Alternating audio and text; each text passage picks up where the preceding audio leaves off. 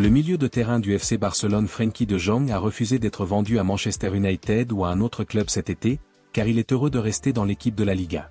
Selon le média espagnol Sport, le club catalan était à nouveau prêt à se séparer de la star néerlandaise cet été pour faire rentrer des fonds et a été proposé à plusieurs clubs européens avant le début de la campagne 2024-2025.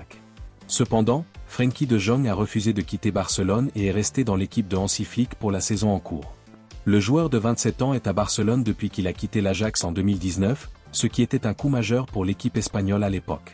Pourtant, le club de la Liga a tenté à plusieurs reprises de transférer le joueur afin d'alléger ses problèmes financiers. Manchester United s'est mis d'accord avec Barcelone sur une indemnité de transfert de 85 millions d'euros en 2022 pour Frenkie de Jong, Erik ten Hag ayant fait de l'ancien joueur de l'Ajax sa cible principale lors de sa première fenêtre de transfert à Old Trafford. Les Red Devils ont de nouveau été liés au talent néerlandais ces dernières semaines, le milieu de terrain étant une alternative pour les géants de la Premier League qui n'avaient pas réussi à conclure un accord avec la star du Paris Saint-Germain Manuel Ugarte. Le club mancunien a réussi à faire passer la transaction, ce qui signifie que Frenkie de Jong restera à Barcelone une saison de plus.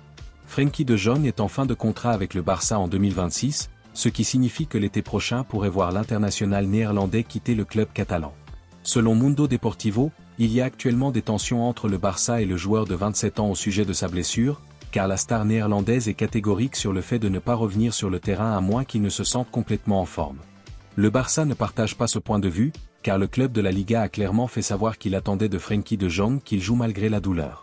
L'équipe espagnole a donné à l'ancien joueur de l'Ajax un délai de 2 semaines pour évaluer son état de santé et déterminer s'il peut reprendre le jeu.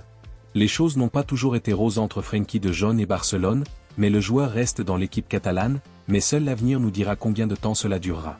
Selon Fabrizio Romano, Victor Osimhen, la principale cible estivale de Chelsea, a accepté d'être prêté pour une saison au géant turc Galatasaray. L'avenir de Victor Osimhen a dominé la majeure partie de la fenêtre de transfert et il semblait qu'il allait rester en exil à Naples après que les offres de Chelsea et d'Al-Ahly ne se soient pas concrétisées. Les Blues auraient présenté plusieurs offres à Victor Osimhen, mais le Nigérian n'était pas prêt à accepter une réduction de salaire pour s'adapter à la structure salariale du club, tandis qu'Al-Ahly aurait accusé Naples de demander plus d'argent alors qu'un accord avait déjà été conclu. Malgré la fermeture de la plupart des fenêtres de transfert vendredi dernier, quelques marchés restent ouverts, notamment la Turquie et l'Arabie Saoudite, et il semble que Victor Osimhen ait reçu une bouée de sauvetage. Selon Fabrizio Romano, le joueur de 25 ans a accepté d'être prêté à Galatasaray et les derniers détails sont déjà réglés. Sur son compte officiel sur X, Fabrizio Romano a posté « Victor Osimhen à Galatasaray, c'est parti ». L'accord est conclu et tous les documents ont été approuvés. La clause libératoire d'Osimhen sera de 75 millions d'euros avec l'option de Naples de prolonger jusqu'en 2027. Prêté à Galatasaray jusqu'en juin 2025, salaire de 9 à 10 millions d'euros couverts. Pas d'option d'achat, pas d'obligation.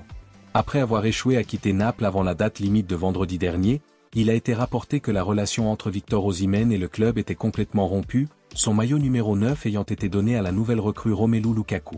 Victor Osimhen a également été écarté de l'équipe de Naples pour la saison de Serie A et sans ce transfert de dernière minute à Galatasaray, il n'aurait probablement pas joué de football jusqu'en janvier. L'international nigérian est l'un des meilleurs attaquants au monde et ce transfert pourrait bien être l'un des plus importants et des plus médiatisés de l'histoire du football turc. Les plus grands clubs européens suivront sans aucun doute ses progrès, mais il sera intéressant de voir à quel point cette saga a nui à sa réputation. Erik ten Hag ne sera pas limogé de son poste d'entraîneur de Manchester United pendant la pause internationale. Le Néerlandais a supervisé un début de saison épouvantable, la défaite 3-0 de dimanche à domicile contre le grand rival Liverpool étant la deuxième défaite de l'équipe depuis le début de la saison. Après avoir battu Fulham lors de la première journée et s'être incliné 2-1 contre Brighton, les Red Devils occupent la 14e place du classement avec seulement 3 points. Il ne faut pas se voiler la face, l'ancien entraîneur de l'Ajax est soumis à une pression énorme, sa cote ayant baissé pour devenir le premier entraîneur de Premier League à être limogé. Cependant, malgré le début torride de Manchester United pour la nouvelle saison 2024-2025, selon un récent rapport de Football Insider, la hiérarchie du club, qui comprend le PDG d'Ineos, Sir Jim Ratcliffe, ne se séparera pas de sitôt du joueur de 54 ans. Les décideurs de Manchester United, qui s'apprêtent à donner à leur manager en difficulté jusqu'à la fin de l'année, sont prêts à attendre en espérant que les résultats s'améliorent rapidement. Au cours de la période de transfert estival, Erik ten Hag a recruté 5 joueurs de l'équipe première pour un montant total de 244,5 millions d'euros, ce qui fait de Manchester United le deuxième club le plus dépensier du pays, derrière Chelsea, 260,7 millions d'euros. Le poste de latéral gauche est depuis longtemps problématique pour Manchester United. En raison des problèmes de conditions physiques rencontrés par le latéral gauche Luke Shaw, Manchester United doit déployer un latéral droit au poste de latéral gauche. Diogo Dalot a joué au poste d'arrière gauche en l'absence de Luke Shaw, ce qui a gravement affecté l'équilibre de l'équipe.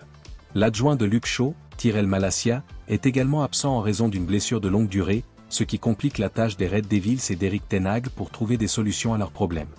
Luke Shaw a toujours été confronté à des problèmes de conditions physiques au club, ce qui rend surprenant le fait que Manchester United n'ait pas investi dans un arrière-gauche de grande classe au cours des dernières fenêtres de transfert. L'équipe a été associée à un transfert de Ben Chilwell cet été, mais le latéral gauche de Chelsea n'a pas été recruté, ce qui pourrait être un mal pour un bien étant donné que ses blessures ne sont pas légion. Selon The Sun, Manchester United a identifié le latéral gauche de Fulham, Anthony Robinson, comme sa cible de transfert. Le rapport indique que les géants de la Premier League pourraient chercher à signer le joueur lors de la fenêtre de transfert de janvier s'ils peuvent réunir les fonds nécessaires. Selon The Sun, les Red Devils peuvent signer le joueur pour seulement 36 millions d'euros afin de résoudre leurs problèmes d'arrière-gauche. Le joueur a impressionné certains des plus grands clubs de Premier League grâce à ses performances avec les Cottagers. Le défenseur de 27 ans a participé à tous les matchs de Fulham cette saison, montrant une fois de plus à quel point il est crucial pour l'équipe et les plans du manager. Lors du premier match de la saison, Anthony Robinson a été impressionnant contre Manchester United à Old Trafford, ce qui aurait encore accru l'intérêt pour les services du joueur. Les Red Devils ont besoin d'un joueur fiable au poste d'arrière gauche et c'est quelque chose qu'il aurait dû aborder lors de la fenêtre de transfert qui vient de se terminer.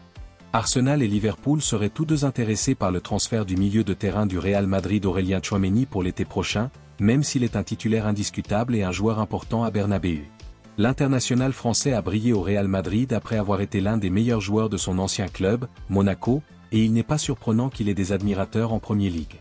Il reste à voir s'ils réussiront, mais Arsenal et Liverpool ont apparemment l'intention de se battre pour Aurélien Tchouaméni dans un avenir proche, selon le média espagnol Todo Fichage. Aurélien Tchouaméni pourrait être idéal pour Arsenal la saison prochaine, car ils auront besoin d'un remplaçant pour le vieillissant Thomas Partey, qui sera également en fin de contrat à ce moment-là. On imagine que Liverpool sera également une option tentante pour le joueur de 24 ans, Arne Slot faisant un excellent début de carrière en tant qu'entraîneur à Anfield, alors qu'il n'a pas réussi à recruter un milieu de terrain de premier plan lors du dernier mercato estival. Relevo a notamment rapporté que Liverpool avait essayé de recruter Martin Zubimendi avant qu'il ne décide, à la surprise générale, de rester dans son club actuel, la Real Sociedad. Aurélien Tchouaméni pourrait être une bonne alternative à Martin Zubimendi dans l'entrejeu, mais il sera intéressant de voir quel genre d'offre sera nécessaire pour tenter le Real Madrid de laisser partir un joueur aussi important. Il serait intéressant de voir Aurélien Tchouaméni en Premier League alors qu'il approche des années fastes de sa carrière, mais il est difficile d'imaginer que le Real Madrid se laissera facilement convaincre de se séparer d'un grand nom comme lui, car il a la réputation d'être l'un des clubs les plus dominants sur et en dehors du terrain, ce qui signifie qu'il recrute les meilleurs joueurs et conserve ses stars. Arsenal n'a pas réussi à recruter un attaquant pendant la période de transfert estival, malgré les liens étroits qui l'unissaient à certains des meilleurs attaquants européens. Les Gunners ont bien commencé la saison, Kai Havertz jouant un rôle clé en attaque pour Mikel Arteta. Cependant, les Londoniens étaient à la recherche d'un nouveau numéro 9 pendant l'été. Victor Osimhen de Naples était une première cible, mais le prix demandé par le Nigérian s'est avéré un point d'achoppement. Victor Gyökeres du Sporting Lisbonne est un autre candidat à l'arrivée à l'Émirat. Selon certaines informations, l'international suédois aurait accepté des conditions personnelles avec Arsenal avant que les négociations ne s'enlisent. Finalement, l'ancien attaquant de Coventry City n'a pas réussi à quitter le Portugal, selon un récent rapport de Hitk, il est sur le point d'entamer des négociations contractuelles avec le Sporting Lisbonne. L'attaquant prolifique a encore 4 ans de contrat, mais le Sporting Lisbonne est désireux de lui faire signer de nouvelles conditions, alors que les spéculations sur son avenir à long terme se poursuivent. La décision de Ruben Amorim de rester à la tête du club laisse espérer que le joueur de 26 ans s'engagera. Le joueur de 39 ans, comme Victor Gyökeres, a été lié à un transfert de haut niveau en Premier League, mais n'a pas réussi à franchir le pas, ce qui pourrait être la clé pour que le Sporting Lisbonne renouvelle le contrat de son numéro 9. La valeur de l'international suédois a augmenté à 65 millions d'euros à la suite de ses performances impressionnantes en championnat, avec notamment 50 buts en seulement 55 matchs toutes compétitions confondues.